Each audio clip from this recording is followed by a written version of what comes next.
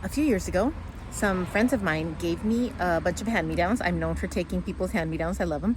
And these two broken laundry baskets. And they said, oh, well, that was just to transport the stuff. You can throw it away when you're done. And the funny thing is, I've used these two laundry baskets for the past 3 or 4 years. And my friend would say, but they're broken. And I said, they are, but together, they're very functional. So I always carry the two baskets, one inside the other.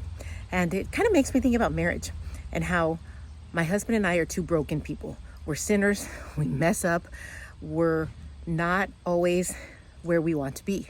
But together, we work great. Together, we're functional. God has given us to one another, and together we make one another stronger and we're able to move forward.